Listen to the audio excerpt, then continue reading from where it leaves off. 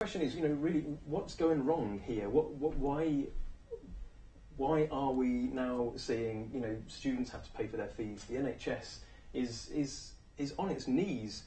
Education, we have the most tested kids in Europe, but we don't have the best academic results. We just have the highest rates of mental health problems.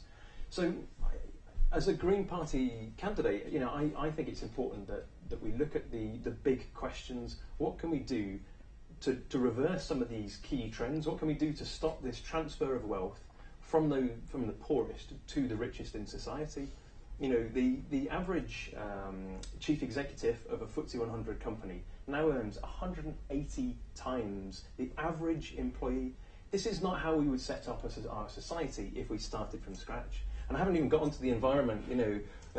Global temperatures are rising, and the amount of carbon dioxide and other greenhouse gases in the atmosphere have been going up considerably again over my lifetime. And if we want to live in an inhabitable world, we have to reduce that. So I joined the Green Party because I felt that they were the only party really asking these big long-term questions about how we can reverse these trends, not just how we can slow them down. What can we do to make sure that any growth we have in the future goes to the most vulnerable and most needy in society, so that we can start rebuilding our vital public services that used to be some of the best in the world.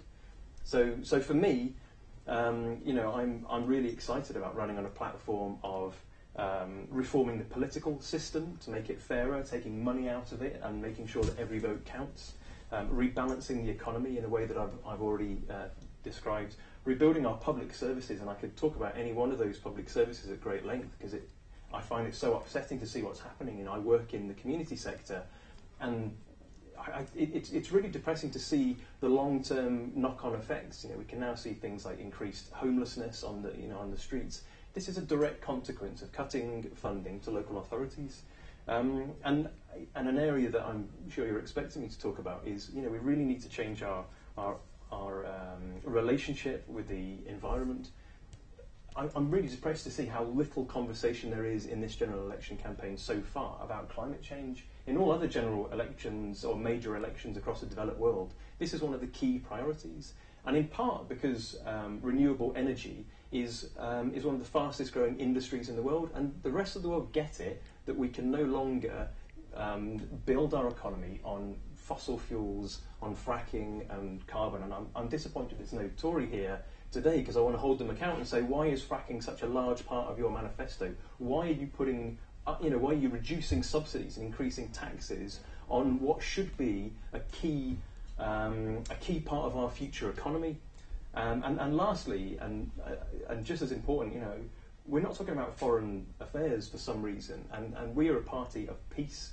We think that there has been far too much violence in the world. Our solutions are so often to drop bombs or to get involved with armies. And I really would like the UK to be represented, to have more representation from parties like mine that really want to see us approaching things compassionately and peacefully. So my 5 minutes is probably coming to an end. That's great, thanks a lot. So Eleanor Smith from the Labour Party, could you elaborate? I could, yes. First of all, I'd like to say that I agree with most of what you actually said as well. But I'll give you my story. I'm a nurse, and I've been nursing for the last 30 years. I work in the Birmingham Women's Hospital. What I have noticed is the way that the NHS has been gradually been eroded, that it's actually down, as you rightly say, down to his knees, and as a frontline worker, I can actually see that. I'm also a trade union within that hospital. I'm from Unison, and I've been representing my members in the NHS, and also representing my fellow colleagues for public sector worker, because it's Unison. And I've seen exactly what you're seeing, in that the public services, public sector have literally disappeared. From the teachers to the social workers, and right through our society, a society which is based on helping and supporting, is being taken away. So that's why I came into politics and says I want to represent, because of the unfairness and the inequality that is been going on from this government is totally atrocious. What I want to say is that the Labour now, is actually pledging, and we're talking about workers, we're talking about we're going to give a living wage of £10, a real living wage, not the false one that the Tories have come. We want to build new homes. We're looking at building over £1 million, either to rent and to buy, because we've got to talk about affordable homes for our youngsters as well as everybody else. Free primary school meals for every child. I think you know that within the Tory manifesto they are taking that away. And it seems to be the thing that the Tories, they take away things from the most vulnerable people and they don't look at their rich. I mean, that's what they are. I mean, our motto is about for the many, not the few. The NHS, as I said already, is not getting any of the resources and the money that it needs. They also are saying that they're giving us, but they're actually giving us and maybe taking it in one hand, but we don't actually see it. And we're also talking about protection for pensioners.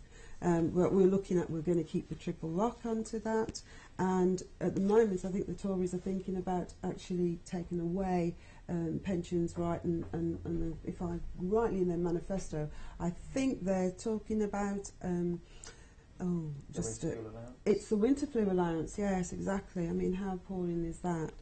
We also, which is very good for our students, we're going to have abolished student fees. That has been something that's been a burden to many of, including my two girls who went to universities with the amount. So that would be, and we're also looking at fairer taxes. We must look at that. One of our things is that 80,000 and above will have to pay a higher tax, which will help with the social services and the NHS. Thanks a lot for that. So Sarah Quamby from the Lib Dems, can you continue?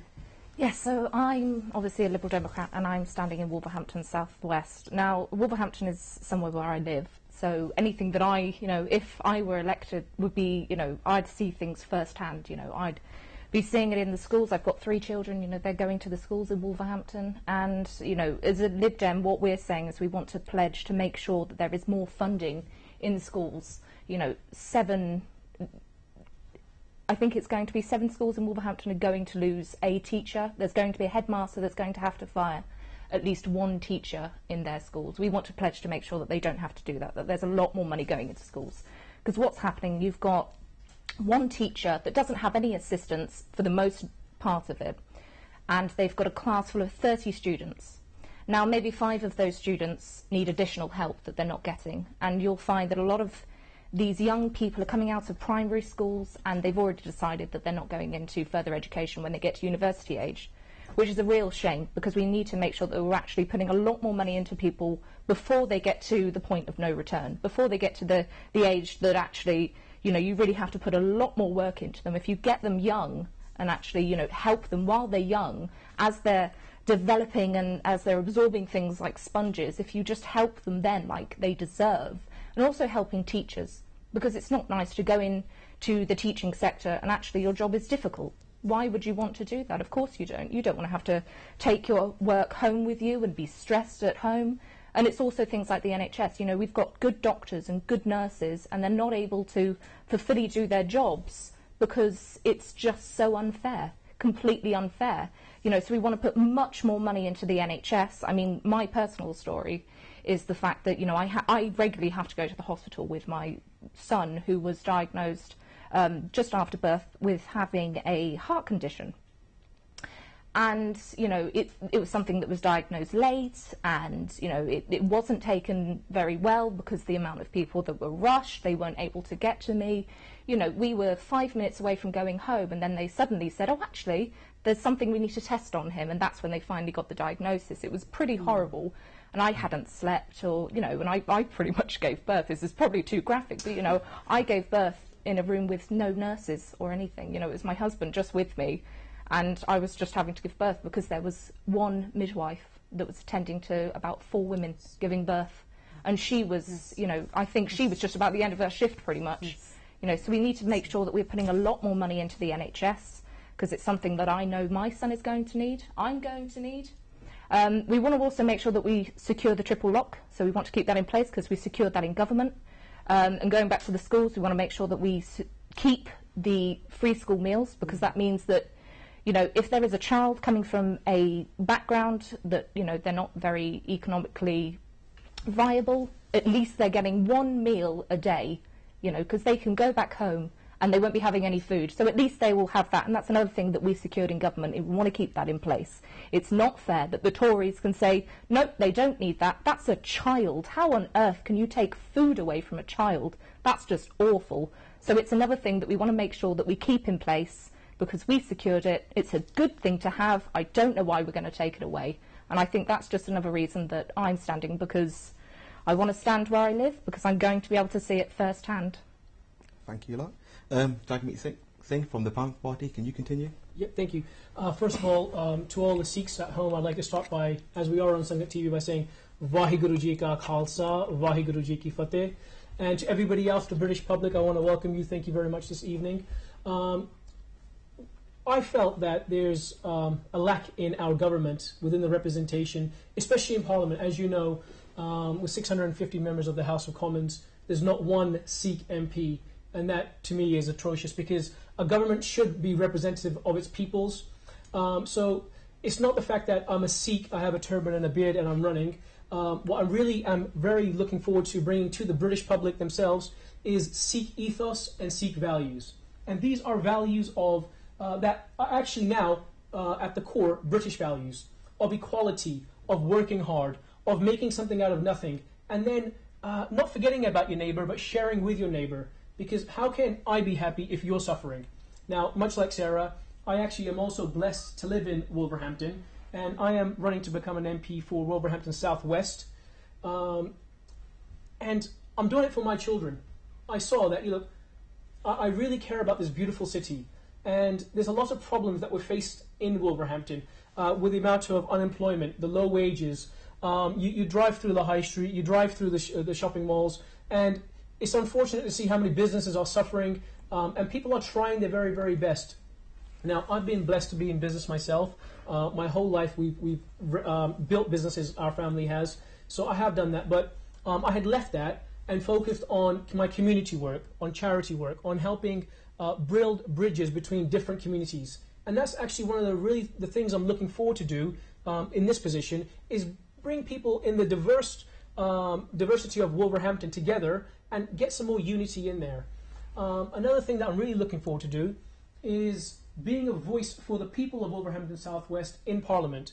A lot of times you have these MPs that, unfortunately, they don't live in the constituency themselves. They are parachuted in, they run for a little bit. I'm blessed to live in the local area, much like Sarah. That's very good for her. And I can be a champion for the people. It's doubly exciting because putting me in Parliament would bring Wolverhampton South West onto the national psyche of the people, because we'll be voting for real change. One thing that I'm really disappointed in seeing is I feel people have lost faith in the system. They've lost faith within government itself. And the facts, the figures will tell you the truth, that less than 50% of 25-year-olds that are eligible to vote don't bother showing up to vote. Now, if the young people, especially now after Brexit, nobody expected Brexit to happen, and to be honest, I was part of that crew. I felt quite apathetic to the whole system, and I thought, look, you know what? It doesn't matter who's in government, because they're going to do whatever they're going to do, and it's never going to translate into real help for us. And then when Brexit happened, it opened my eyes that this thing called democracy in the Western world, maybe there's something there, maybe it does work. Because the Remain campaign and the Leave campaign, nobody had expected Great Britain to leave Europe. Everybody was shocked, and that's proven by everybody quitting or being fired from their main political parties as soon as the vote had happened. So nobody expected that. And then the rise of Donald Trump. Nobody expected Donald Trump to become the President of the United States of America. It was a joke. And now he's sitting in the most powerful seat in the whole world right now. So the votes do get counted, miracles do happen, and so it made me think, I want to start getting involved actively so I can affect a real change for the community. I care about things like the NHS. I mean, about 18 months ago, I almost died myself with pneumonia. I'm a young 35-year-old, very, very fit man. Somehow I got pneumonia, and for about 12 days I was laid up in hospital, and I was heartbroken to see people just as bad as me. I felt lucky to be in the hospital, because I was sent home about 3 or 4 times until it was almost to the end, and then I was admitted. So I could see how hard the nurses and the doctors work. I'm very thankful for the immigration that we do have in this country, because we're bringing very amazing people from outside, inside, and they're helping grow our great country. My parents are also immigrants. We've come and made England, Great Britain our home. And as you know, the Sikh values are to work hard. So we want to inspire others to come and work hard, make something out of nothing, and then give back to society. So that's what I'm really looking forward to doing, is sharing Sikh values and Sikh ethos with the common British person that maybe does not know much about us. And one major request I have for everybody listening and watching today: please don't vote along party lines in this election. Please don't vote for people that your family have been voting for, or just what you think that you may. Pay attention. Question people. If Sangat TV is holding a debate for the people, and one of the major frontrunners doesn't bother showing up, I think that says a lot, because we all have families, we're all very busy. I know we're all exhausted from being out there knocking on doors and trying to earn every single vote. And for somebody not to show up, I think, to me, is representative of what the government is doing. So at the local level, the gentleman who's a frontrunner has not bothered showing up. To me, that's a bit of a slap in the face in every voter. Just to stop, Paul couldn't attend. He had prior engagements. I respect that. I had to actually cancel something. We have the Green Party here, who the frontrunner, assuming the candidate could not show up, but they actually gave representation. So I respect that. I'm only bringing this up not to knock anybody, but just to at least let the people at home know what is going on, and is representative of what's going on with the government as a whole, because I'm actually flabbergasted that we have a snap general election, that within a matter of 3 to 4 weeks, the whole country has to stop everything and decide who's going to run the nation for the next 5 years. I'm very upset about that, because it's such an important decision of the direction of our country, that it just goes to show that the people in power, they just don't care about the common man. This should be taken seriously, and they should show up to debates, and we should be able to earn your vote by telling you, the public, what we can do for you. And I, for one, will be a champion for the people, by the people. Thank you very much. So how is campaigning going, guys? It must be quite tiring. It is, yeah. We all looked at each other. We're just like, oh, you've exhausted as well. Absolutely. I mean, for me, I'm the chair of the West Midlands Green Party, Yep. so this is at the end of a really long and hard-fought set of campaigns, both in the county council elections, which we did very well at, and also our candidate James Byrne, who stood to be mayor of the West Midlands, I thought really represented us well and with great dignity and poise. So, but helping manage a campaign like that, we receive very little funding, just very small donations from people that care about us. We don't have the corporate backing that some of the other parties do. So it is tiring, but it's exciting being able to reach out and get your message out. You know, we're all give up our time for a reason. That's because we believe in a better future, and we've got our various visions for what that future should be. But yeah, that's why we do it. Great, thanks. So what do you think the Sikh community bring to the UK? What do they do Yep. bring? What do they bring? Yep. The Sikh community in particular? Yep. Right. Like yourself, I've come from immigrants. My parents came over from the West Indies back in the 50s. And they were particularly asked to come over to actually service the public sectors, which was the transport, working in hospitals and everything else. And they worked very hard under the circumstances of racism, which it did have, and it was very prevalent in those early days. And they brought up 7 children, because I'm the eldest of 7, in a time when I think about it, you know, they did a marvellous job to think that we were all kind of, my parents believed in education. They were religious as well, very. We had that Christian background that was brought up. And I feel that that is very much of the Sikhs as well. You work hard, you bring your children up to follow the faith that you have, and that you feel that at the end of the day, that once they've done, they follow those values that you give in the same way as all the faith. And I really believe that that's what all faiths and Sikhs and everybody believes in. That's very much like all of us. Those values that we have, that's what I think that the Sikh values do. Sarah, you want to give the Well, example I of think you? I just want to echo pretty much, what you've said. I think it's, what I found from the Sikhs so far is the fact that you are so charitable. You really are, and you're just, you can't condense everyone into the same bowl and say you're just the same or anything like that. But what I found is that you are so charitable, and that, it's lovely because it's just being decent to each other. And I think what the Sikhs can teach us, if anything, and we really should be learning from it, is to be decent to one another. And it's about working hard, but it's about being able to walk down the road and being able to say hello to your neighbours and just being nice to everyone and being charitable. And I think we should learn from that, to be honest with you. And I think it's a very big learning curve, and I think that's why it's good to have that diversity. Thanks.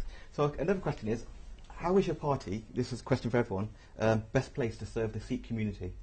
If you can start with Rob. Well, yeah, and I'd like to pick up as well. I mean, I'm lucky enough. I live in Smethwick, which I'm sort of walking distance from the largest Gurdwara in Europe, and having the Sikh community around has really certainly enriched my life. I had a Sikh caterer for my wedding. Got Sikh friends, but moving on to your other question, I was lucky enough a few years ago to visit the Golden Temple. Oh, wow. And it's an amazing place, and I was very lucky to get talking to some clerics, and I was talking to this elderly Sikh chap, and he said, "You don't need to read the whole book." He said, "I'll boil it down for you." Yeah. He said, "It's about social justice. It's about looking out for each other, and it's about looking after the world we live in." He said, "And if you can stick to that, if you understand that," he said, you largely understand Sikh values." And I found that very appealing, because to me that's absolutely identical to the core of what the Green Party is about. So for me, I'd like to think that with our championing social values and social justice and looking after our planet, that we are very much aligned with the Sikh outlook. And I'm really looking forward as well to a conversation afterwards, talking about the Green Party and how we might be able to work together. Because I get the sense that we've got very similar outlooks and beliefs and aspirations. Eleanor? Sorry, could you say? The question again was, how is your party best placed to serve the Sikh community? I remember talking to you at the Vaisakhi, and I was saying that we've all been through several issues in regards to how we were treated in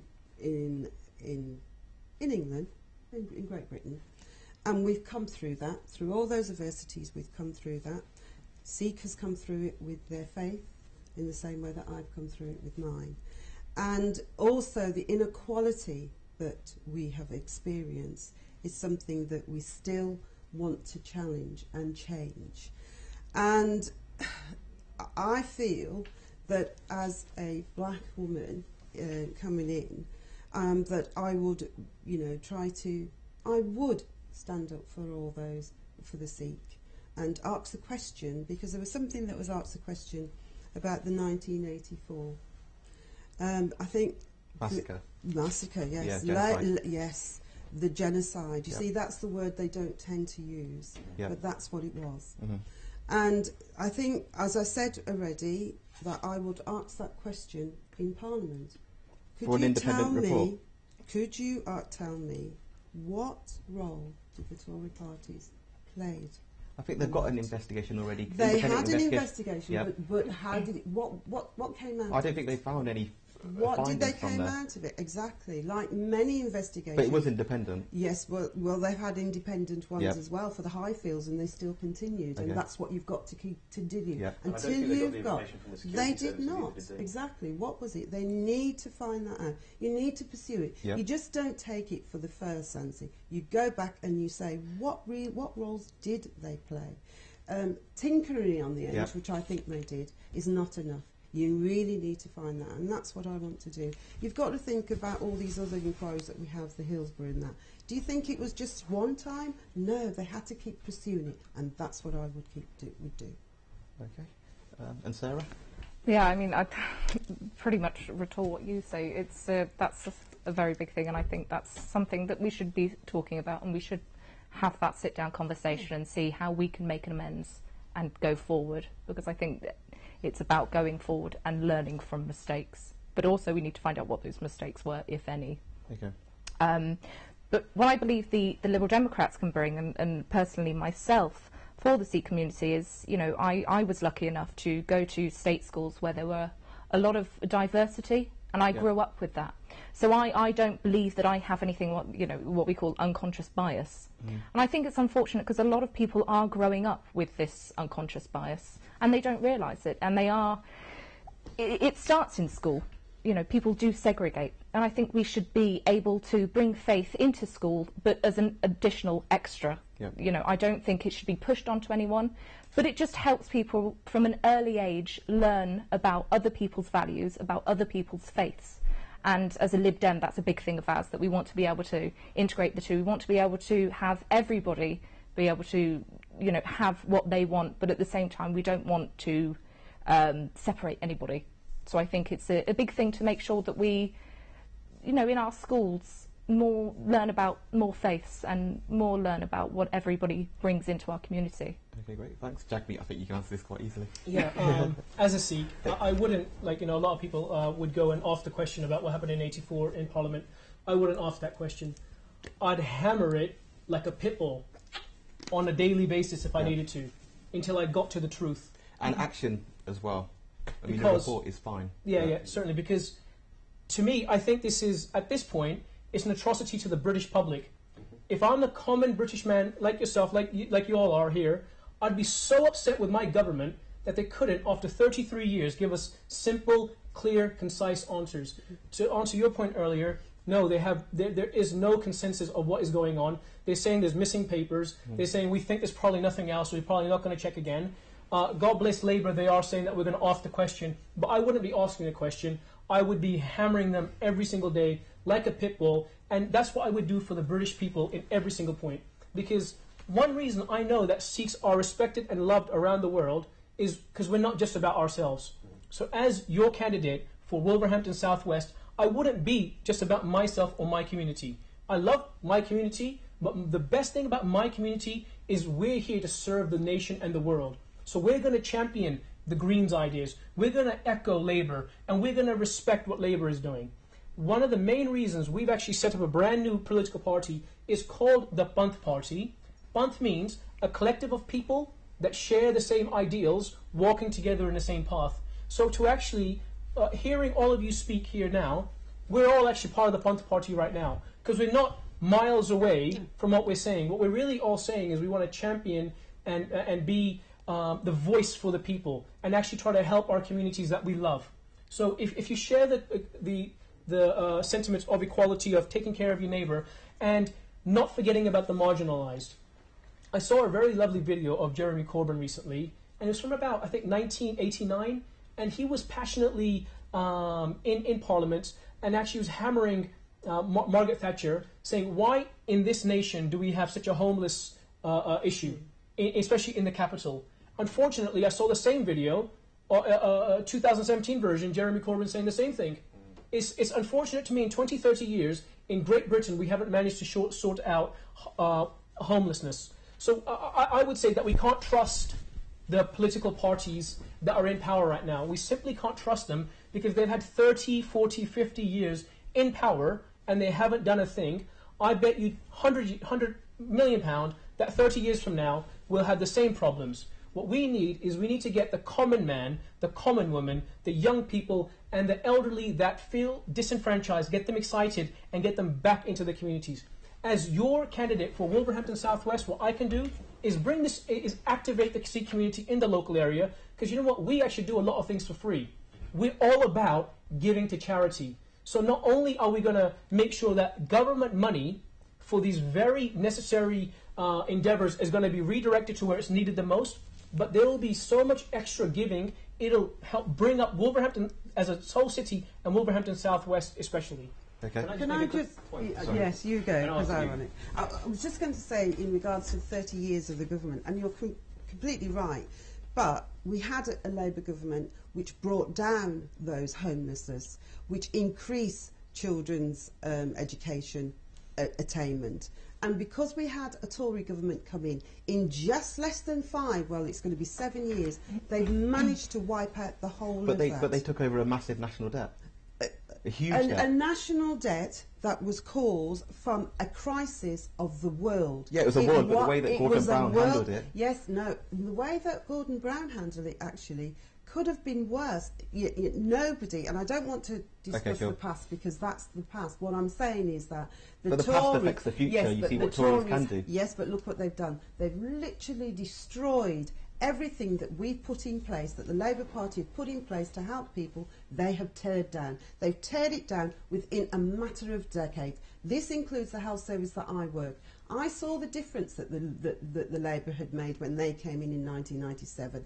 And within a short space of time, with the Tories' ideology of austerity, and they did not have to do that in the way that they did, I can see how they stripped it away. Okay. And that's why we've got homeless, and that's why we haven't got a proper education system, because the Tories' ideology has completely changed. Okay. So something that's affecting all communities right now, and which could be related to what you were saying, is immigration. So what is your party's stance on immigration at the moment? You're starting with me? Yeah, I'll start with yourself as well. Well, can I... just going to take us back to something, actually, because there's something I want to comment on, which... you know I'm not standing in Wolverhampton southwest, but I did look into a bit of a history earlier, and I remembered, as I was looking, this is the constituency that Enoch Powell won in 1950. Yeah. And I have to say, it's an absolute privilege to be sat here with these candidates talking, and the conversation we're having, because it really does show how far that conversation has moved, and that we are celebrating our diversity. I just wanted to make that point as we talk. No, I understand diversity is fine, but obviously immigration levels I'm on about. Yes, affect diversity. Yeah, and absolutely. cohesion. The difficulty we have really is we've got an ageing population at the moment, and as I articulated earlier, we're failing in our economy to bring in the necessary funds to support the public services we need. Now, what the politicians won't want to tell you, because it doesn't do very well at the elections, is that one of their secret weapons to try and bring in the right amount of taxes is to bring in is to have high levels of immigration. The average immigrant pays 30% more back into the community than they take out. Is that including the whole family and the... Yeah, the whole immigration community, the whole immigrant community pays in 30% more, whereas the British-born community, on average, takes out 11% more than they pay in. So when you look at the Treasury figures, the Conservatives were good at doing this.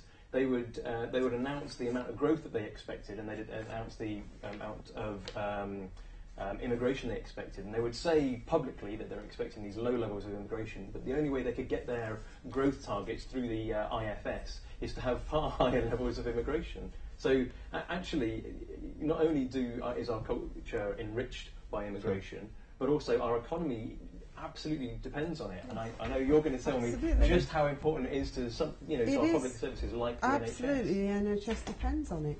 You know, without them, they would not be able to run. I mean, it's just about running now. But do you not think that the extra levels of immigration are the reason why the NHS struggles? The reason why schools have got such huge classes? No, the reason why a lot of it's the policies UK people can't get jobs. It's the policies that the Tories have implemented that has caused the problem, not immigrations. They stopped building houses. They didn't build any more houses. The school places, of course, are going to get more because what's happening in regards to the teachers there are less teachers But if there's so much immigration, you're going to have more school demands on schooling. But the thing is, though, when you call, what is this so much? Define so much immigration. Define so much immigration. Well, they're saying tens of thousands that they're asking for at the moment. It's because of the way that we're in Europe, it's 200,000 plus. It's about 300,000 at the moment, and actually less than half of that is from Europe. The rest are people that we are inviting into our country to fulfil those vital roles. And I just want to reiterate what I've said, because maybe I wasn't clear. If we didn't have the immigration that we had, we would not be able to afford the public services that we have. So while your average immigrant might add one new school place, they're paying for more than one new school place for the amount of taxes they're paying in. Every additional immigrant pays for more than their own public services. They're paying for our public services too. And that doesn't mean, to a man this happens. We all know the stories that you read in the tabloid press about, look at this immigrant family that aren't doing everything they should be.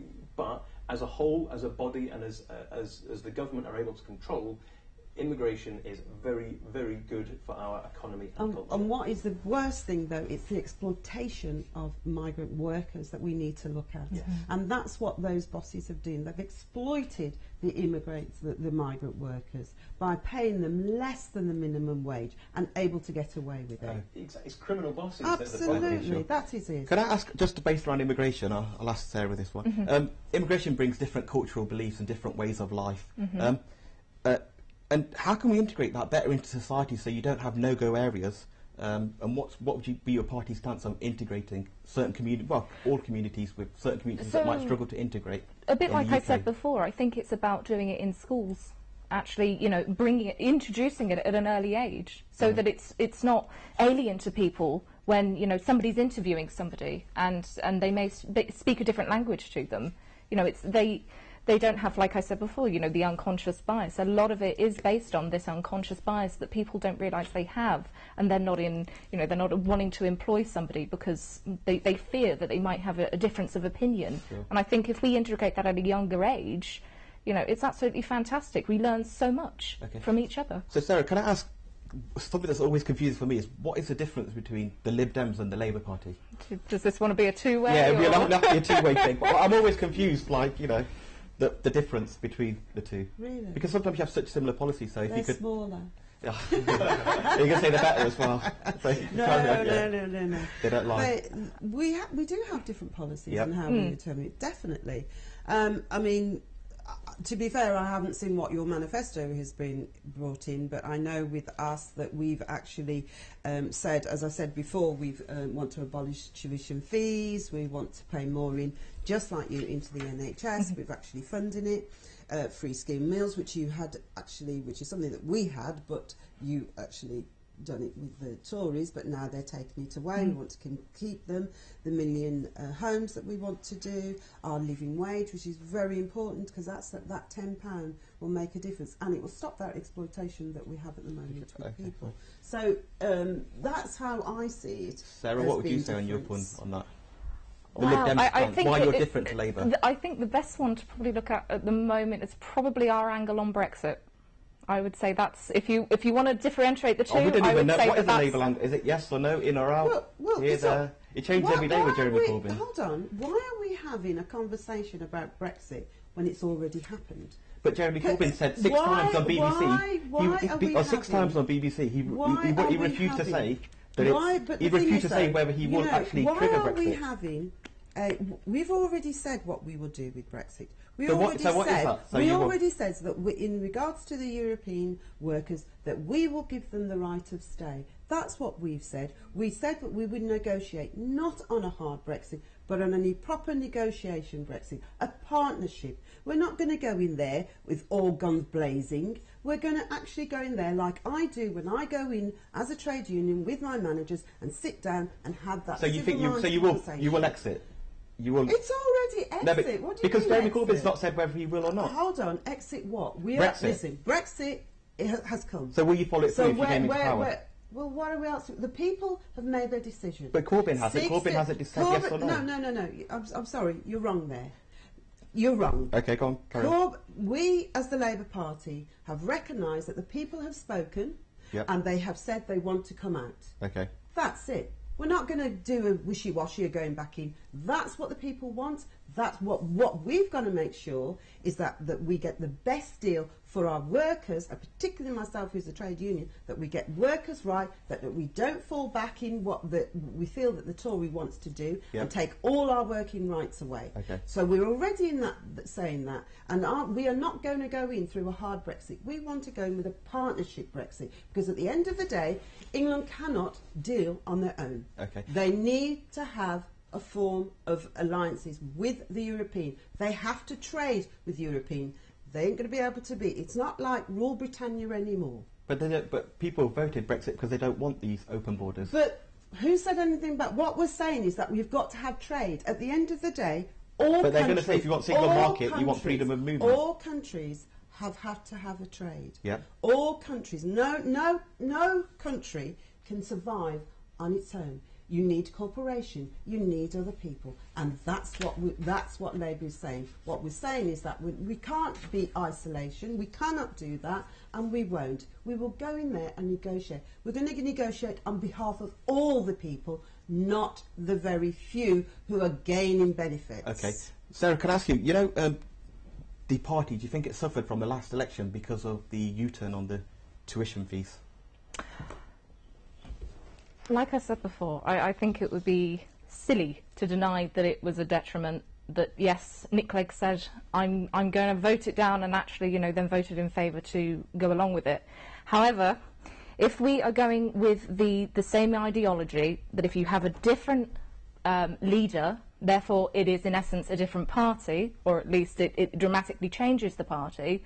And I know, like, you know, Labour do. They do say that, you know, when Tony Blair was in power, that was a different Labour. I think we should be going with that. Tony Blair and the... If we, you know, obviously, I don't really want to... Yeah, if we say, well, that was a different Labour, then I think we should be going with that same ideology, that actually it's, you know, we're in principle with the same party, but, you know, our current leader, Jeremy Corbyn, he actually voted down to increase the tuition fees. So I think we should just continue going with that. Sorry. Well, that was a Labour policy, wasn't it? Tuition fees. Yeah, but you said about that Jeremy Corbyn actually is. Do you mean Tim Farron, your leader? Oh, sorry, Tim Farron. That's why I say, what's the difference? It's because I've not slept in so many days. It's the campaign. Yeah, so I absolutely understand. I tell you, one thing that it really brings home for me is, like you're saying, it doesn't matter, Labour, Lib Dems. The truth is, now, the people are feeling like whoever's in charge is really not going to matter. Now, it's mostly unlikely that the Lib Dems or the Green, unfortunately, are going to be at the table. Their people are going to get through. You never know about the Labour. I do like Jeremy Corbyn. I do wish Labour, because right now it's a two-race horse between Labour and the Conservatives nationally. Yeah. You know, that's just the truth. I love the Lib Dems and I love the Greens because you're trying, you know. So good for you. Stay in the fight, you know. And we share a lot of the same ideals. But the unfortunate thing is, we're going to need strong opposition. We're going to need fresh voices. Now, the unfortunate thing is, my friend here is saying, my colleague on my right is saying that we're a brand new party because we've changed the leader. What I'm saying is get brand new parties in there. And one thing I really like to see is other parties get involved. I tell you what, it costs you £500 to run. You need 10 signatures within your constituency. You can make your own party. I really want to see a host of brand new ideas coming forward. People with new vision, new thought, that maybe can take some of these ideas that are not working and push them through the goal line. So what we need is a reinvigoration of the political systems and a reawakening of the people of Britain. And we need to change our voting system in order to make that happen. But you about what did Lib Dem request? Was it proportional? And that was voted, and the people said no for that, didn't they? That was the alternative vote. People voted against. But I think proportional representation, especially since those elections, people have been increasingly frustrated at how little their votes count. So in the last general election, 2015. The average Conservative Party got an MP every 35,000 votes. Not a party that I particularly encourage. Like UKIP had 4 million votes for one MP. Whereas the Green Party had 1.16 million votes for one MP. That is not a representative House of Commons, and it intentionally prevents small parties like yours. And to an extent like ours, from being represented, because it forces people into voting tactically when they should be able to vote for the candidate or for the party that best suits them. Until we change our system, and unfortunately Labour are slowly coming to the table on this one. We're slowly, and I think we need to have that discussion. I don't have nothing against it. I think we need to have that discussion to see how we best represent. Because I agree with you. I think sometimes politicians take people for granted. I first come from a community where they have taken us for granted, and I've said to people that the power lies with them in their vote. And you know what? Brexit proved it, because a lot of people thought that it wouldn't make any difference, but even though they went out, and then they noticed actually it did.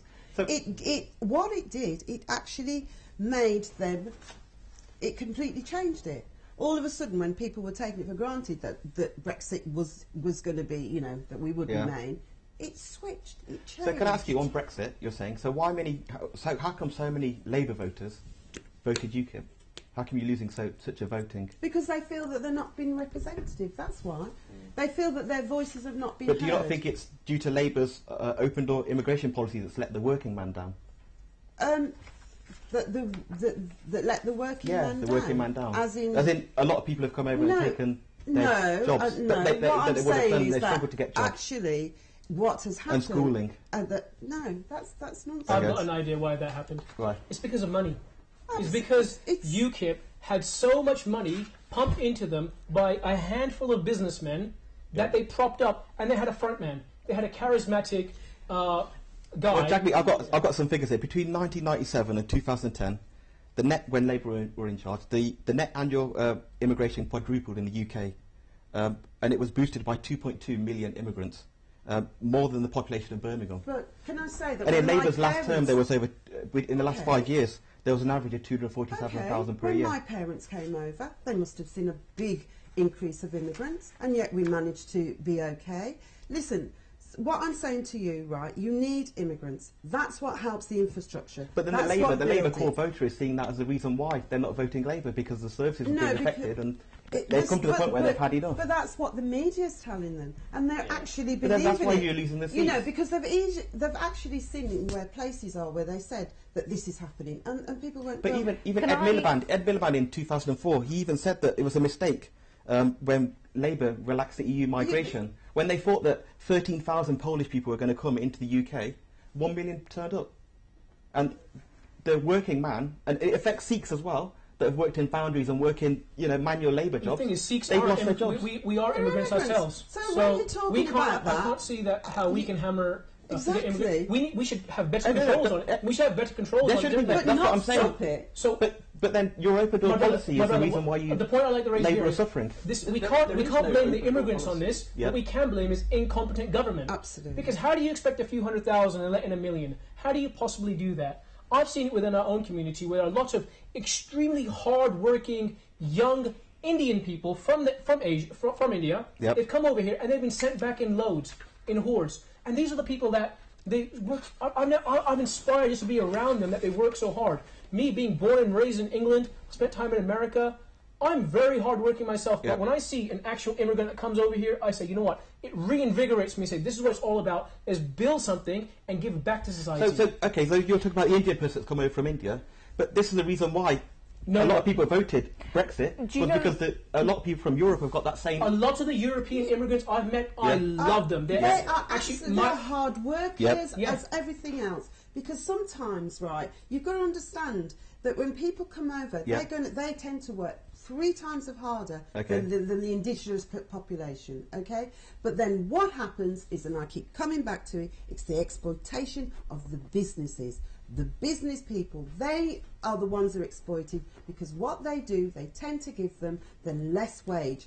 And that's the problem. Nobody wants to work for... But then it's the exploitation of the working man was the reason why a lot of people voted UKIP. Yes, but because they felt disenfranchised. You know why so many people voted UKIP is because at the moment this country is going through such a social decline, and it has such a great loss of identity, that it is so easy to say, you know... It's scapegoating. Yeah. It is incredibly, you know, it's scapegoating. You know, UKIP, they're saying, let's be independent. You know, they've got the pound sign as their party symbol. So somebody that has a loss of identity is going to identify with that, because that's what they know as British values. Okay. You know, it's not necessarily because they're horrible people or they're stupid, they don't know what they're talking about. But when you're going through social decline, and also when you know, economic decline as well, when the two coincide, you have a loss of identity. So when someone like UKIP comes along, and when the Tory party have the Union flag splashed over every one of their pamphlets, it's so easy to look at them and be able to identify with them, because at least they're showing you something that you know to be British. Okay, but so for example, the people that have voted UKIP now, that were Labour voters and have moved, do you think they're going to be happy that your manifesto doesn't have anything to do with immigration levels and any numbers or any counter on that? Well, I think it does, but It's still open. It's still- There's nothing in there. There's no pledge or anything. what I'm saying is, right, okay, we have to look at the other things other than beyond Yeah, immigrants. okay. It's not just about immigrants, which, you know, as I says, my parents, I'm Yeah. first generation from Yeah. immigrants, right? Okay. So I'm looking beyond that. Okay. I'm looking and saying that actually this is what we're going to do, this is what we pledge. Because of the austerity, look, if you're saying it's had an open door, fair enough, Yeah. it did. It had an open door when at the time the economy was growing, Yeah. right? And we needed more people to come in and do the work.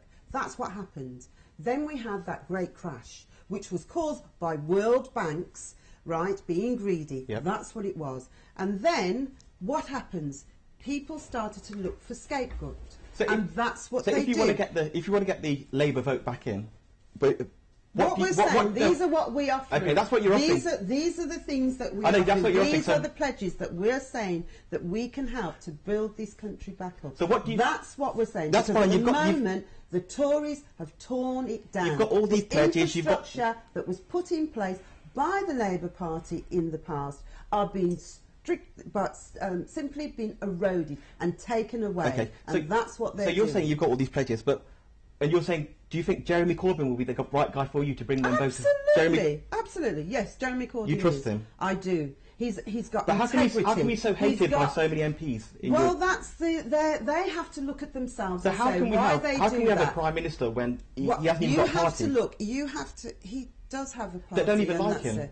it. Well, The MPs, let me the tell you. MPs. Well, you know, a lot of that is blown out of proportion and not only to the that, media. What makes you think that Theresa May is liked by her party? The difference is they do not come out in public, and I have said this. But they change it. The cabinet's sacked the shadow cabinet's sacked every week. This is something that I find so. You know, I would like a lot of my Labour people just to, you know, when, as I said before, I've talked to this as a negotiator. Yep.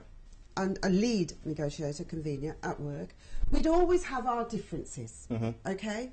And one thing we always said, when you go out to the management, you go out singing in one voice. No Yep. matter how different you were, Yep. you went out there singing, with the one voice. And that's what I feel lacking one in thing I some do of with- our one thing parties. I do But is- the Tories, that's what they do. They have, don't you think that they're split amongst themselves? Of course they are. But they also know how to go out there and be that one voice, which is unfortunate we haven't got that yet. But Jeremy is our leader. The I think people, the manifesto, public are the scared of Jeremy message- Corbyn. Why? Why are Because they he scared? doesn't know what Is it they're because just the scared of- media and the No, he establishment just seems like are the type of saying person that that what? You know, the It's because manifesto he gets believes- leaked. He because- runs over a cameraman. He just does something just not right. because What we he need is somebody believes in else in value. power now. We need some new representations. It But doesn't matter. he's It doesn't going matter back- if you have. he's going back in the it doesn't matter if 70s. you have 200 Tories. But he's going if back you in the have 70s with 100. renationalisation. What we need fresh blood in Parliament. But it's gonna- we he's gonna- need to but get he- new voices in there and strong oppositions. Yeah, stronger. So But on voices are not driven. Lib Dem, a stronger opposition than Labour. Have they got more policies? Well, Lib Dems had their chance, and actually Nick Clegg was What very did they damaging do? to So them. what could he But do? what we need is brand new people in Parliament that are not afraid to speak the truth, speak truth to power. That's what we need. but And Wolverhampton also- South West, I'll tell you right now, Wolverhampton South has a golden opportunity in their local constituency to make a national impact, and that's what I'm looking forward to do. Thank you. Thanks a lot for your time, and thank you very much, viewers. Thank you. Thank you.